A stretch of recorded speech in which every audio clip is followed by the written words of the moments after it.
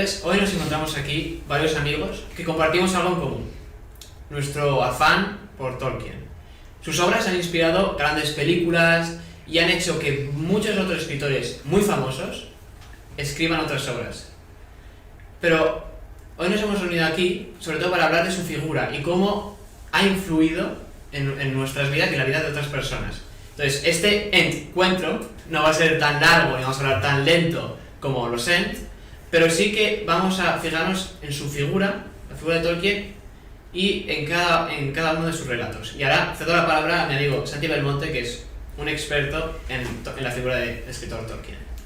Yo no diría tanto, pero haré lo que pueda para describir la figura de Tolkien, que es un escritor que a mí y a todos nosotros nos ha marcado bastante. Como ya sabréis, Tolkien era un profesor de Oxford que vivió, nació a finales del siglo XIX y murió en la segunda mitad del siglo XX.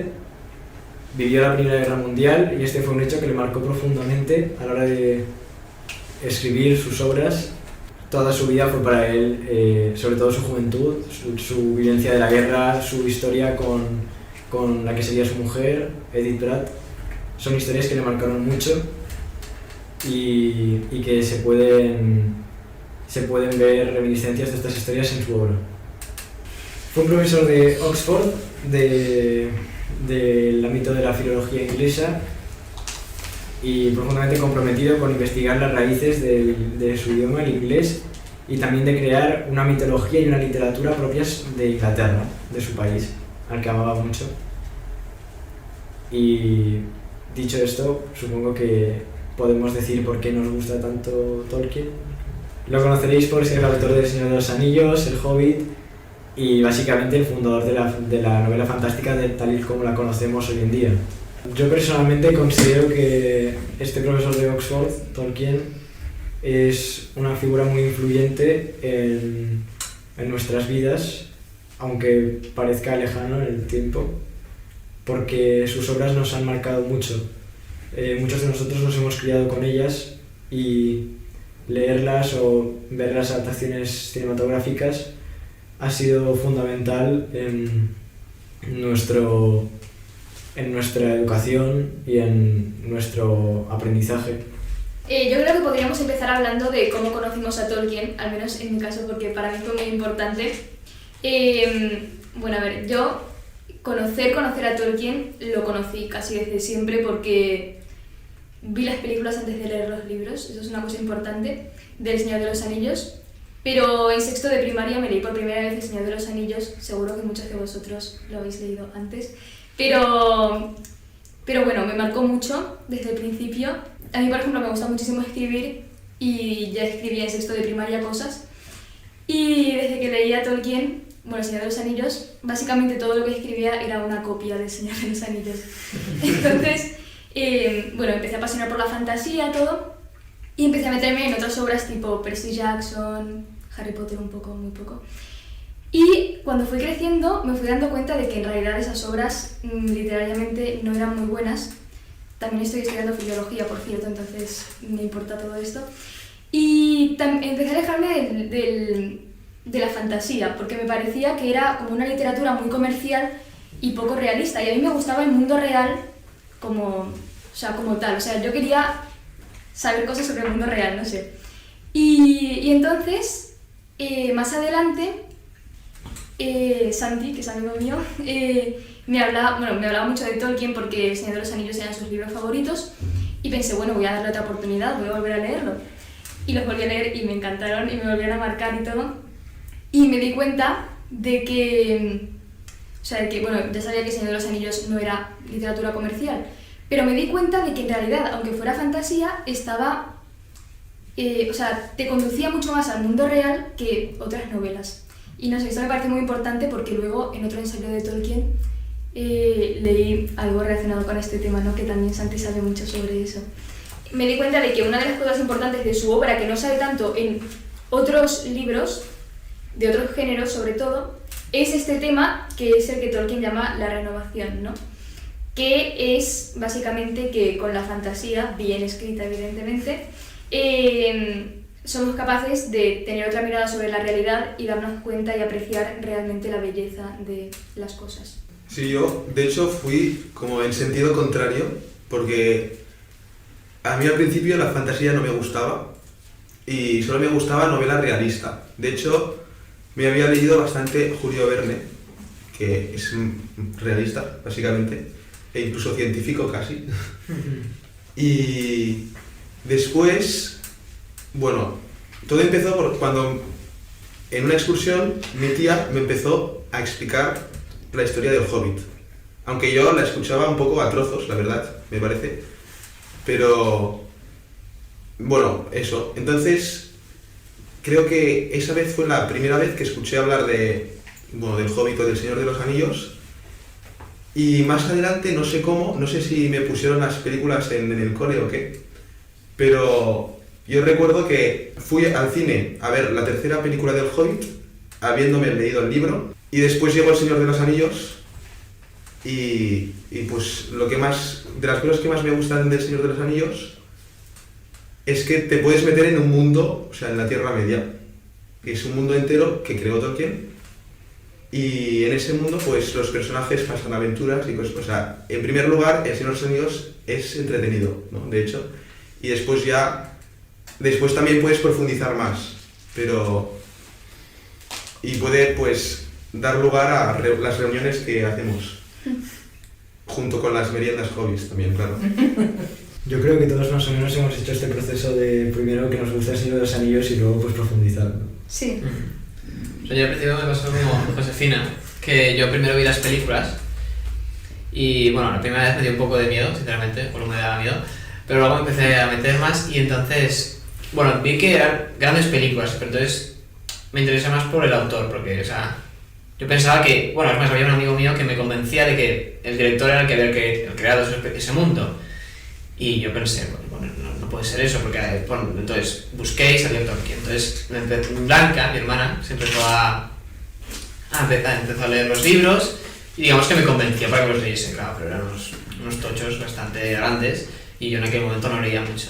Entonces me los empecé a leer y la verdad es que, o sea, uno aprecia las grandes descripciones que hace Tolkien sobre, pues, los diferentes parajes donde están los personajes, o incluso las actitudes de los personajes, o el proceso de sus transformaciones. Por ejemplo, la descripción de Denethor, de un viejo carcomido por el tiempo, que parece que esté 1000 años sentado en esa silla, que relata Tolkien cuando llega Pippin a Minas Tirith. O sea, te lo imaginas perfectamente. No puedes verlo de otra manera, y eso hace mucho. Luego lo que ha dicho Pep, más allá de su entretenimiento, uno puede reflexionar mucho sobre el mensaje, sobre las actitudes y las acciones que hacen cada personaje. O sea, una serie de películas como Marvel no te da para eso, no te da para quedar con amigos y reflexionar. Y eso yo lo encuentro súper importante porque, más allá de crear una historia, o sea, Tolkien pretendía reflejar algo más, reflejar un pensamiento, crear una cultura, unos idiomas. Y yo creo que quería demostrar, o sea, su filosofía, y que a pesar de los momentos malos que pueda pasar cada uno, siempre hay un rayo de esperanza. Y por ejemplo lo vemos en el asedio de Minas Tirith, cuando Pippin y Gandalf han sido rodeados por el rey de los Nazgûl, el de Minas Morgul, y aparece el ejército de Rohan. Y cuando aparece la última hora, aparece la caballería de Rohan. Entonces, pues, es eso, constantemente devolver la esperanza al lector. Bueno, sí, El Señor de los Anillos realmente es un libro que trata mucho sobre la esperanza. O sea, es de las cosas del Señor de los Anillos que más atrapa al lector. Esta esperanza produce también muchas escenas que son muy épicas y en parte es por la esperanza, ¿no? A pesar de todos los contratiempos, todos los obstáculos, pues la esperanza, ¿no? O sea, al final si la comunidad del anillo sigue adelante es porque tiene esperanza y porque tiene esperanza en que lo pueden conseguir, que pueden destruir el anillo. Sí, yo si tuviera que señalar alguna cosa, o sea, como ¿por qué Tolkien como autor puede atraer independientemente de luego las ideas que quiera transmitir y todo? O sea, una de las cosas que diría sería lo de la esperanza, porque es un tema que en otras obras no sale con tanta fuerza, y Tolkien es como el culmen de eso, porque además, bueno, es una idea como muy cristiana y Tolkien era católico y por eso en otros autores creo que no se ve con tanta potencia. Pero yo creo que también diría, por ejemplo, el tema de cómo consigue la mímesis, que, o sea, no sé si estoy diciendo algo más sobre la mímesis, pero dicho rápidamente sería sentirte identificado con lo que pasa en la historia para que luego se puedan producir en ti los efectos que quiere conseguir, ¿no? Entonces, Tolkien, por su manera de escribir, bueno, a mí lo primero que me impactó de él fue cómo, por ejemplo, la existencia de los hobbits. O sea, los hobbits son unos personajes que es una raza entera, bueno, una especie, que es tal cual el ser humano. Entonces, bueno, cómo describe la comarca, cómo describe a Frodo o a Bilbo. O sea, toda su manera de escribir hace que uno se sienta plenamente identificado con esos personajes y con la situación, con todo. Entonces, eso yo creo que atrae muchísimo porque todas las imágenes que utiliza, los recursos, todo, ayuda a eso.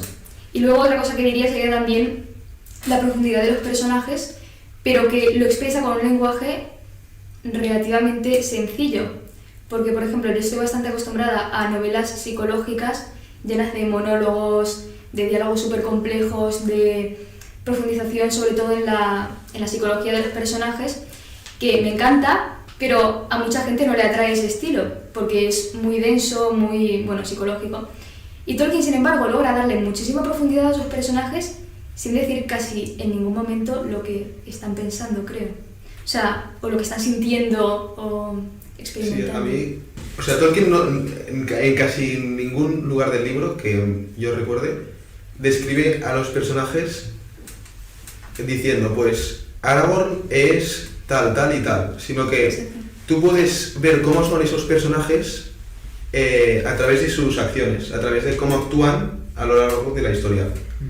Sí, a mí también me gusta sobre todo cómo los personajes al final, sobre todo los hobbits, que son los más sencillos de toda la historia, son al final los que cumplen con el objetivo del libro, que es destruir el anillo, que es un poco como el mal que hay en el mundo. Y al final lo hacen no porque sean los más fuertes o los más valientes, sino porque nos viene un poco a decir que los más sencillos pueden hacer grandes cosas, no por quiénes son ellos, sino también yo creo que esto también es algo bastante cristiano, sino por la providencia, que al final Dios proveerá y que si consiguen las cosas es porque han confiado en Dios y no han confiado en ellos, sino que lo han puesto todo en sus manos.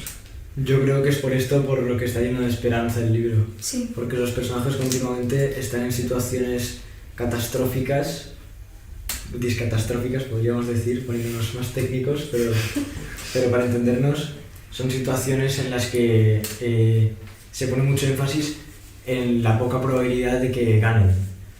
Y sin embargo, al final siempre ganan. Y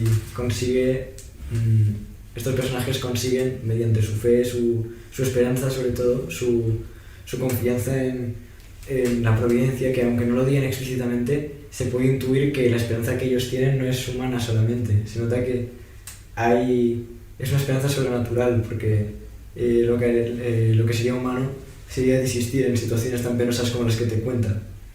Pero yo creo que esta confianza, esta esperanza como don sobrenatural es lo que marca toda la obra. Sí. Y lo que hace que luego te alegres el doble cuando ganan. Pero yo creo que es importante también lo que decía él de cómo remarcar que los protagonistas son pequeños todos. O sea, que son gente súper sencilla que al final eso es lo que mueve al mundo. Y yo creo que, al menos a mí, Tolkien me cambió la vida, sobre todo en ese sentido. O sea, como que me enseñó lo que significa realmente la humildad y hacerse pequeños para aprender. O sea, ese hacerse como niños. De hecho, en la misma estructura de la obra, bueno, y de sus obras en general, se refleja, porque El Señor de los Anillos es como si fuera una mezcla entre cuento infantil y épica. Entonces, bueno, y otros géneros, pero por un lado está toda esa grandeza propia de la épica que, no sé, yo por ejemplo leyendo la Ilíada y la Odisea encuentro muchísimas cosas que se parecen a El Señor de los Anillos, pero a la vez en todo el principio, todo lo que te habla sobre la comarca, todo lo relacionado con los hobbits tiene muchísimos elementos de los cuentos infantiles. Entonces esa mezcla perfectamente lograda, porque es una síntesis en verdad. Y o sea, eso que está en la estructura, pero también está en el argumento, en, no sé, las palabras de Gandalf cuando habla de que son los pequeños actos de amor lo que mueve al mundo y todo eso. Todo está como marcado por ese, en el fondo, hacerse pequeños, abandonarse, y bueno, el tema de la esperanza supongo que también. O sea, bueno, supongo no, sí. Es que de hecho Tolkien dice en una de sus cartas que lo que pretende es unir en cierta manera algo muy elevado, muy alto, que podríamos ver en los elfos, en los hombres, en toda la nobleza de los reinos de los hombres, con lo pequeño y lo sencillo que se ve en los hobbits. Y en esta carta dice que lo pequeño es mezquino sin lo elevado, y que lo elevado no tiene sentido sin lo pequeño. O la propia relación que hay entre la comarca y Aragorn, porque Aragorn al fin y al cabo es el rey de la comarca y los está todo el rato ayudando como Montaraz, aunque ellos no lo sepan. Esta distinción que hace entre lo alto y lo pequeño, pero sin separarlo uno de lo otro, yo creo que es uno de los puntos fuertes de su obra. Yo creo que se ve en los hobbits. En esta misma carta dice que Sam, con este ser rústico que tiene, es lo que une a un lector medio como nosotros, una persona normal que es el Señor de los Anillos, con todo lo noble que se cuenta en este libro, que se puede ver en lo nobles que son los héroes como Aragorn. No sé si me explico. A mí también me gusta mucho o sea, así como a Sam me gusta la jardinería y todo eso, pues bueno, también estoy estudiando biología además, entonces pues las plantas, los animales, todo esto también me gusta mucho. Y por eso también me gusta el personaje de Barbol. O sea, hay muchos personajes que me gustan, pero Barbol también tiene su peso ahí. Y me gusta mucho porque, además, con las descripciones que hace Tolkien, que son muy buenas, o sea, también puedes disfrutar de la naturaleza de algún modo en el libro. Habiendo escrito El Hobbit, le pidieron que escribiera más sobre los hobbits, si no recuerdo mal. Entonces, él empezó a escribir esta historia, aunque en realidad él estaba más metido en el Silmarillion, que es otra obra menos conocida, pero también conocida últimamente, porque bueno, o sea, claro, de las películas hay mucha gente que... Sí, pero el Silmarillion en verdad es como su obra más... o sea, la obra a la que dedicó más tiempo y que de hecho no acabó. Sí, o sea, sí, no llegó a publicarlo. No le dejaron publicarlo, creo, ¿no? No, porque la misma crítica que se hace hoy en día al Silmarillion es que es muy denso y muy complicado para la mayor parte de las personas. Lo ven muy poco accesible. Bueno, sí, de hecho cuando yo me lo leí tenía que ir todo el rato al índice de nombres. Dos nombres. Muchos nombres. Sí. Pero sí, es verdad. Pero sí que es verdad que el Señor de los... O sea, a mí personalmente me gusta más el Señor de los Anillos que el Silmarillion. Es que el Silmarillion y el Hobbit son como dos aspectos que a primera vista parecen opuestos, pero el Señor de los Anillos los junta. Exacto. El Hobbit lo escribió para sus hijos mientras se lo contaba para que se durmieran y para entretenerles, y nació como una historia pues para contarle a unos niños. Pero el Silmarillion lo escribió pues teniendo en mente el objetivo de hacer una mitología para Inglaterra y crear todo un sistema de personajes, de héroes, de lugares y de aventuras. Y el Señor de los Anillos une las dos, tiene hobbits y tiene historias épicas. Y yo creo que esto es lo que hace que sea tan popular, que pone en contacto a una persona normal, una persona sencilla, un hobbit, con cosas muy elevadas y muy nobles. No sé cómo lo digo. Y también tenía que ver, o sea, con las lenguas. Pero eso toda la obra de Tolkien en general, ¿no? Sí. O sea, como él era filólogo, entonces todas sus obras y todo su estudio está relacionado de alguna forma con... poner una historia detrás de las lenguas que se había inventado. Sí. Claro, él inventaba lenguas y tenía que... Inventarse si un inventas una mundo. lengua, tiene que inventar una literatura para Claro. esa lengua. La verdad tiene mucho sentido, porque una lengua no es solo la lengua tal cual, está en una cultura, o sea, no es como el esperanto, que es un idioma totalmente artificial, inventado. Justamente Tolkien quiere poner detrás de sus lenguas toda una historia de la lengua, De hecho, Tolkien dice Bueno. justo con el esperanto que es una lengua muy muerta porque no tiene ninguna cultura. En cambio, el latín, por ejemplo, pues es una lengua totalmente muerta, pero que efectivamente tiene más cultura. Eso es lo que hace que una lengua tenga contenido. La filología aquí. Es que Tolkien era filólogo e inventaba idiomas como hobby. En su tiempo libre inventaba idiomas. Sí, Un hobby, fue hobby, ¿eh? un hobby muy habitual. Sí. Hablando ahora que decías como todo lo de Tolkien y esto de que explicaba las historias a sus hijos para escribir el Hobbit, no sé, pensaba que me hubiese encantado conocerle, un profesor de Oxford, que no le gustaba la fama, que contaba historias a sus hijos para dormir. No sé, lo pienso y es que creo que, es que era un crack. Y un poco que se refleja en la obra, ¿no? Pues tiene que ser alguien especial para escribir esta obra, las lenguas y todo. No sé, también hace la obra muy especial.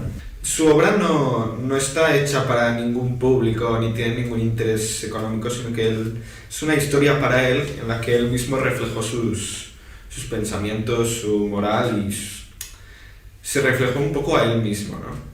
Y no la hizo eso para venderla, aunque la vendió, o sea, lo publicó, Amor al arte.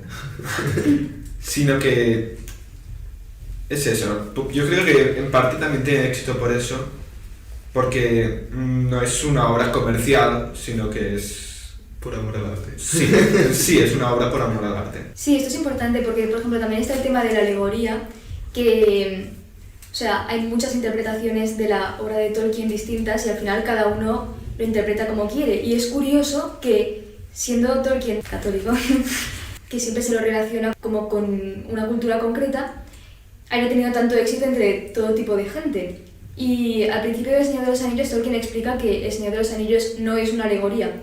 Y creo que eso es importante para esto porque, o sea, porque al final no es solo... O sea, aunque sí que nos habla de moral y todo eso, no se le puede dar solo una interpretación a su texto, sino que como que nos habla de algo universal que supera las limitaciones de la alegoría al final, porque, bueno, no sé, o sea, una alegoría al final te remite necesariamente a una cosa concreta, particular, y la obra de Tolkien nos conecta con algo, bueno, eso, más universal, Más amplio. sí, Cierto. que al final todo el mundo puede experimentar aunque no lo conozca. Bueno, o sea, tal vez no experimentar del todo, pero hay verdades que mucha gente puede percibir o, no sé, Deducir a través de la obra. deducir, sí. Sí, sí. No, sí, también es de que él en su obra deja muy claro lo que es el bien y lo que es el mal y no nos presenta claroscuros. Lo cual yo creo que es importante porque él tiene muy claro lo bueno y lo malo y los personajes, los protagonistas, ellos siempre abogan por el bien y bueno, luchan por él y defienden muchas veces con, ¿cómo decirlo?, sacrificando su propio bienestar. Por ejemplo, el protagonista, que vive muy feliz en... Uno de los protagonistas. Bueno, uno de los protagonistas, claro. Pero es bueno, el que lleva el anillo, que es una carga muy pesada para él, y no solo a nivel de peso, sino que le carcome por dentro porque le intenta... Es como un poco una tentación que intenta llevarlo al mal.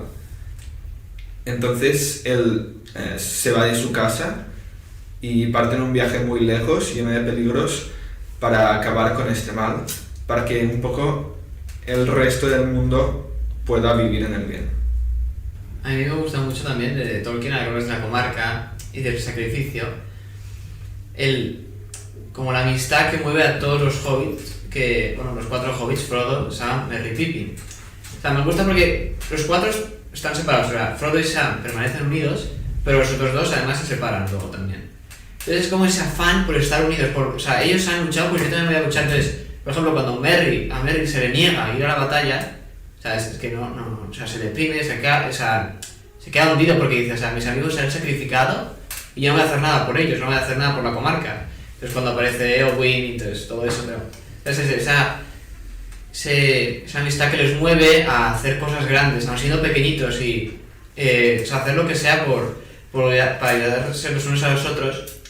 Yo creo, bueno, la comarca invita a eso, o sea, son como una comunidad, o sea, están muy unidos todos los hobbits, y a mí eso o sea, cuando en la película el director, o sea, te introduce a la película con la explicación de la comarca, a mí me dan ganas de vivir ahí. O sea, me dan ganas de vivir en una cabaña hobbit, de tener mi segundo desayuno y estar ahí, o sea, eso es lo que dice Bilbo. Los hobbits lo que más amamos es la paz, la tranquilidad y la comodidad de un hogar. O sea, eso sería un mundo feliz para el actual.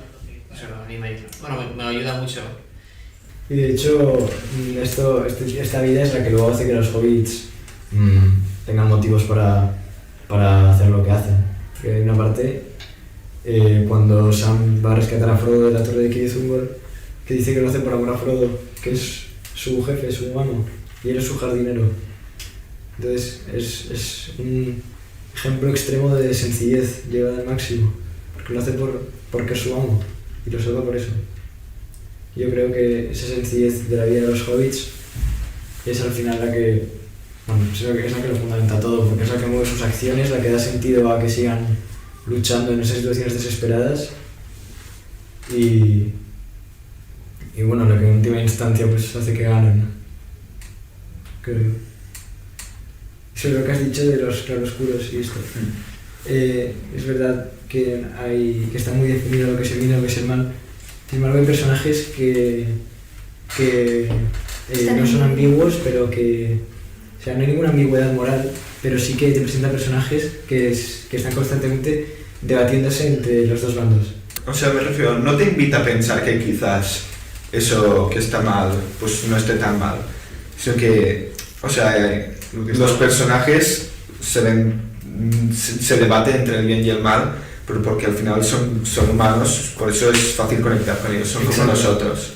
También tenemos nuestras dudas, nuestras tentaciones y bueno, por eso es tan fácil conectar con ellos, porque no son perfectos.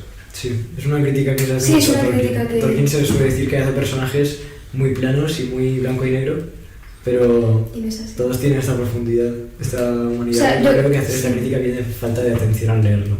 Yo creo que la crítica está más dirigida a que el bien es una cosa y el mal es otra, los buenos son unos, los malos son otros, y es verdad, pero eso no quiere decir que los buenos no tengan sus tentaciones, o sea, Frodo, por ejemplo, tiene un montón de cosas interiores, al final cuando tiene que tirar el anillo no lo tira, o sea, eso es súper importante.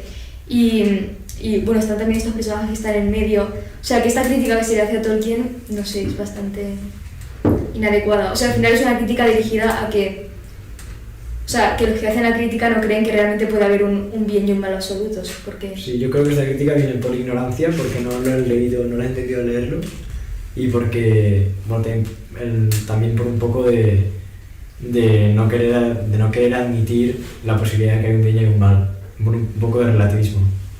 Pero igualmente también me parece importante que casi todos los personajes de Señor de los Anillos, porque principalmente estamos hablando de Señor de los Anillos al final, que casi todos, o sea, son como perfectos de alguna forma. Es verdad que tienen sus cosas cada uno, pero no sé, ves a Aragorn y es un hombre completamente, bueno, o sea, que me encantaría ser como él, o sea, pero y eso creo que es algo como muy propio de la épica, que representa personajes que son mejores que nosotros. Y creo que en parte por esto también se lo critica, porque actualmente está muy mal visto que un personaje sea perfecto de alguna forma. Demasiado y no perfecto, claro, que esté demasiado idealizado, porque en la realidad nadie es así. Pero justamente a mí esto me sirve muchísimo de ejemplo, y supuestamente estos personajes están hechos para servir de ejemplo. Y sirve de ejemplo, es verdad, porque al final, o sea, ver a alguien que es mejor que tú te hace querer ser como él y entonces imitar lo que hace bien. Lo que pasa es que si esto está mal hecho, no se logra esa ejemplaridad del personaje, pero en el caso de Tolkien lo hace tan bien que te mueve realmente. Y a mí, o sea, mi experiencia al leer El Señor de los Anillos es que es verdad, o sea, me cambió la vida totalmente. O sea, te da ganas de verdad de imitar a esos personajes que encima, aunque todos sean mejores que nosotros, cada uno es diferente. O sea, Sam de alguna forma es perfecto, o sea, en este sentido, pero muy diferente a como es Aragorn o como es Eowyn, como es Faramir. Cada uno tiene como muchísima profundidad. O sea, que el hecho de que sean muy buenos y mejores que nosotros no quita que tengan mucha profundidad. No sé, es curioso porque normalmente se identifica como la profundidad con la complejidad, lo extraño, y no, o sea, un personaje no tiene por qué ser imperfecto y malvado para ser profundo, al contrario. El Señor de los Anillos da para muchísimo, porque como es un mundo, la Tierra Media es un mundo entero, entonces da para, bueno, a mí por ejemplo, que me gusta la naturaleza, pues naturaleza, da para la comida incluso, da para muchas cosas, para hacer estas, bueno, ya lo he dicho antes, ¿no? Para poder hablar, simplemente quedar y para hablar del Señor de los Anillos, o sea, da para muchísimo. Y esto pues, es como... Sí, es inagotable. Sí, exacto. Sí, sí. Yo creo que lo que diferencia a Tolkien de las alegorías es que es inagotable. Que las alegorías te dicen A es B y C es D y esto es esto y siempre te aguantas. Pero Tolkien te simplemente imita la vida real, lo que él sabe de la vida real, te lo pone delante y pues, tú ya sabes que es verdad. Porque para Tolkien la fantasía consiste en crear un mundo diferente del mundo real, pero que tenga la misma verdad, por así decirlo, que la misma verdad en el sentido de bueno, el mismo bien, el mismo mal, las mismas relaciones de amistad, las mismas relaciones entre personajes, y yo creo que es por esto que Tolkien O sea, que sea verosímil de algún modo. es verosímil, tiene como continuidad algo de la vida real. A mí, dos de las cosas que me gustan mucho del Señor de los Anillos es que, o sea, aunque sea de fantasía, podría ser real, de algún modo, en cierto modo. Y además también me gusta mucho que sea largo, porque entonces aún lo disfrutas más. Exacto, y eso le da más consistencia. Sí, porque si te lees un libro que está muy bien, pero es corto, o sea, te quedas corto. ¿Quieres más? Te quedas con ganas de más, sí. Y en cambio con El Señor de los Anillos, aunque te quedas con ganas de más igualmente... Te quedas para volver a leerlo. Exacto, sí. Sí, sí. Pero te quedas con ganas de más, pero solo cuando te lo has acabado y tardas un rato. Exacto, sí, tardas un rato. No, y eso que ha dicho Santi de que era de mucho El Señor de los Anillos, bueno, a mí también me gusta mucho escribir. Entonces hubo un momento en mi vida que incluso empecé a escribir algo como relacionado con El Señor de los Anillos. Pero claro, no tenía nada que ver, o sea, me daba cuenta que no tenía nada que ver. Los personajes, mis descripciones eran mucho más patéticas que El Señor de los Anillos. Pero sí, o sea, gracias a Tolkien, de alguna manera, y de otras obras, uno coge afán por escribir. Por escribir algo bueno, porque las grandes obras, las buenas obras, te hacen ser mejor persona. O sea, te elevan. Es como lo que ha dicho Josefina de Aragorn, te ayuda a ser mejor persona de alguna manera. O sea, esto es lo que pasa, que cuando lees algo que no te ayuda, pues tu persona va a ir a peor, o sea, tú vas a ir a peor, vas a realizar peores actos. Entonces es muy importante la buena literatura, que en este siglo XXI yo creo que nos falta algo de eso. O sea, encontrar personajes ejemplares y que nos ayuden a mejorar nuestra forma de ser, de tratar a las personas y de ver las cosas. Y bueno, esto de escribir, o sea, te da un vocabulario, y te da unas comparaciones que son excelentes. Y este tema de la verosimilitud del que hablabas, que también me parece súper interesante porque en un ensayo que se llama sobre los cuentos de hadas, Tolkien en un momento dice que lo que todo niño pregunta después de escuchar un cuento de hadas es si esto es verdad. Entonces, dice que él al principio pensaba, sí, es verdad, siempre y cuando le has construido bien tu mundo, entonces dentro de ese mundo va a ser verdad. Pero que después descubrió como un sentido todavía más profundo de eso, que es como al subcrear, o sea, al escribir de esta manera, se conservan las verdades inmateriales propias de este mundo también, entonces lo que cuenta un cuento de hadas también puede ser verdad en ese sentido profundo de que transmite una verdad que está muy por encima de la realidad concreta al final.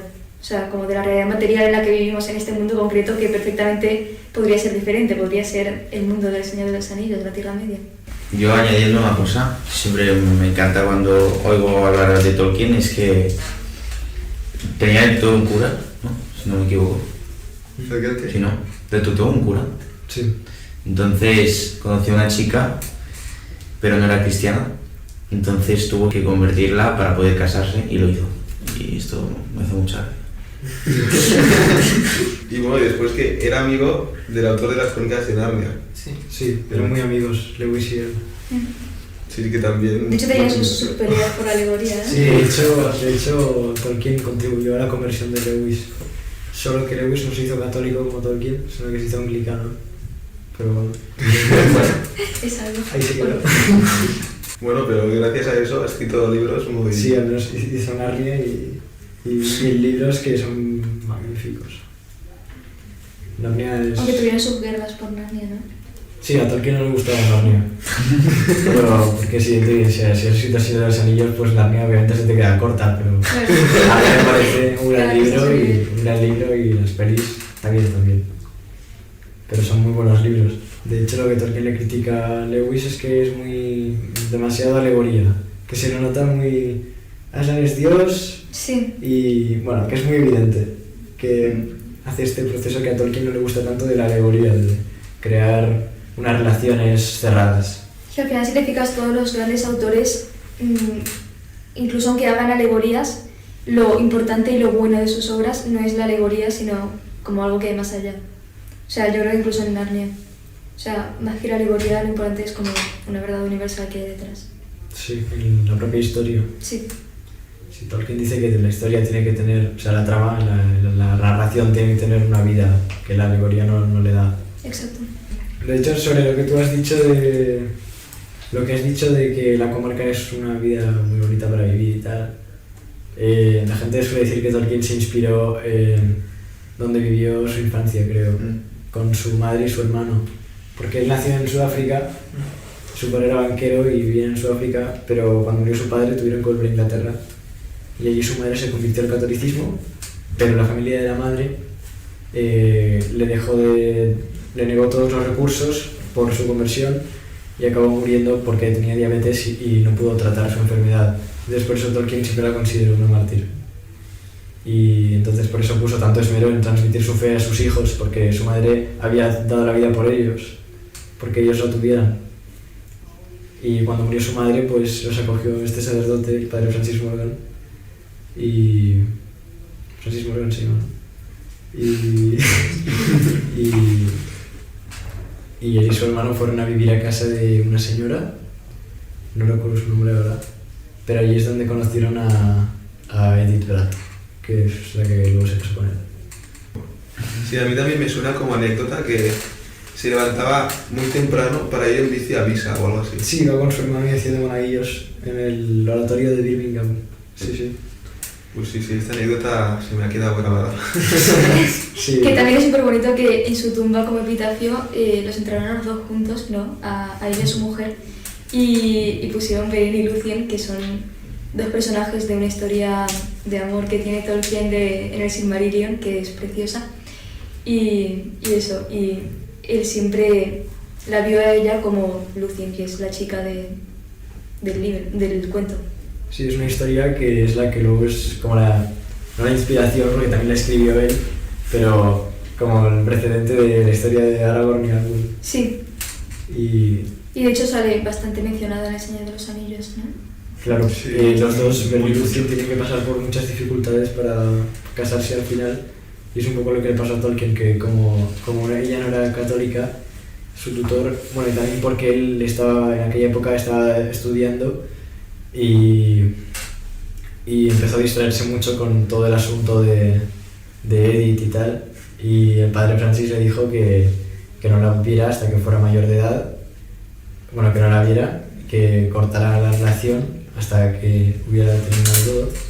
Entonces él, cuando cumplió 21 años y ya hubo acabado de estudiar, le envió una carta a Edith diciéndole, bueno, pues diciéndole que ya podían estar juntos otra vez, y ella, que ya se había prometido con otro, pues cortó con el otro y volvió con él y se convirtió al catolicismo y se casaron y tuvieron 4 hijos, la menor de los cuales, Priscila, falleció el pasado 28 de febrero de 2022.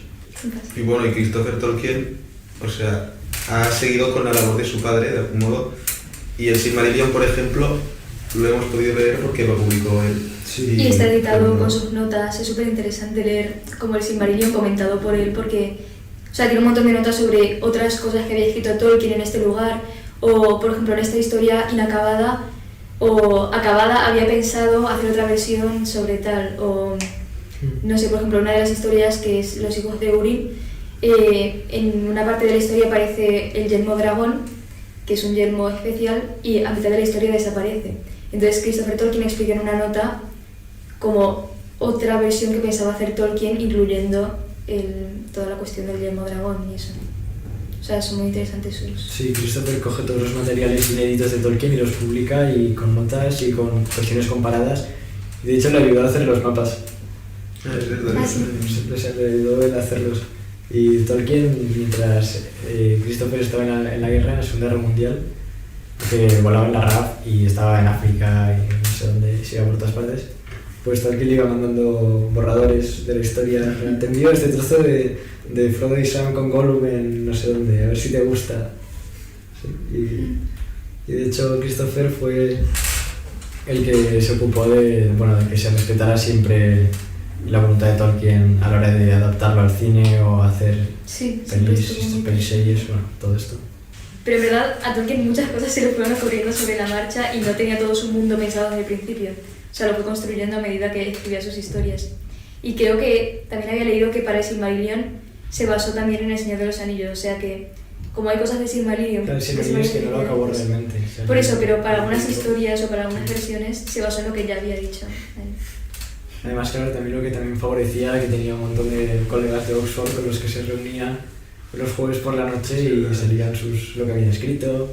Con Lewis se escribía, Lewis leía un trozo de Narnia, Tolkien decía que no le gustaba y leía su trozo de Señor de los Anillos, y a Lewis le encantaba lo de Tolkien.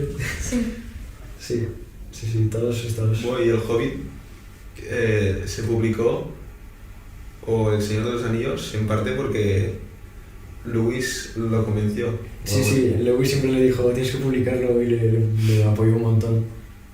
Tolkien A le la vez de lo convenció que tanto porque no le gustó Narnia y dijo, ¿para qué quieres que te diga? Pero no, a Lewis le encantó la obra de Tolkien. Sí. También es que Lewis tenía a Tolkien, yo creo que como un referente. Es el que le había guiado en su conversión, que le había introducido en la literatura en plan de fantasía. Era como, en este sentido, era un poco maestro y discípulo, ¿sabes? Entonces, normal que le gustara más. Aunque no lo haya hecho conscientemente, porque no quiere hacer una alegoría como hace Lewis, sí que es una obra profundamente católica. Religiosa. Exacto, y que en el momento pues no se da cuenta, pero luego cuando lo revisa dice es que aquí estaba influido por tal idea del cristianismo, y al final todo el libro está marcado por cosas muy cristianas que no podríamos encontrar en la épica de antes de Cristo, ¿sabes? Entonces yo creo que al final se entiende mucho mejor su espíritu, teniendo en cuenta lo católico y lo devoto que era. Bueno, para él es una imagen, una imagen no, pero es la presencia de la salvación en los cuentos, y por eso siempre la ponen, porque... De hecho, el mismo dice que la gran catástrofe de la historia de la humanidad es la encarnación, ¿no? Y la resurrección es la catástrofe de la historia de la salvación o algo así. De la encarnación. Sí, de la encarnación. Sí, Claro. así que... O sea, toda su estructura, toda su obra está basada en esta visión de que al final hay salvación, ¿sabes? Vivir el final feliz, al final llega. Yo creo que ayuda mucho a vivir la fe. O sea, que haga esto, que meta, no que lo meta, sino que no pueda evitar que su obra sea tan marcadamente cristiana, yo creo que ayuda a los lectores que somos católicos, yo creo que es un referente. Sí. Pues Podemos decir, en conclusión, Tolkien. Bueno, en conclusión, todos hemos concluido al final de este encuentro que, además de Tolkien ser un gran escritor y que ha influido mucho en nuestras vidas y en las de otros a través de sus obras y sus películas, es alguien que nos eleva, nos llama a ser mejores personas. Y yo, a todos los que vayan a ver este vídeo, les recomiendo que no solo se lean los libros, sino que investiguen algo más, porque detrás de todas esas páginas, todos esos tochos que a primera vista asustan, se esconde un gran secreto. Y ahora, bueno, nosotros no podemos decidir si vamos a hacer más entrevistas, pero lo que sí que podemos decir es qué hacer con el tiempo que se nos ha dado.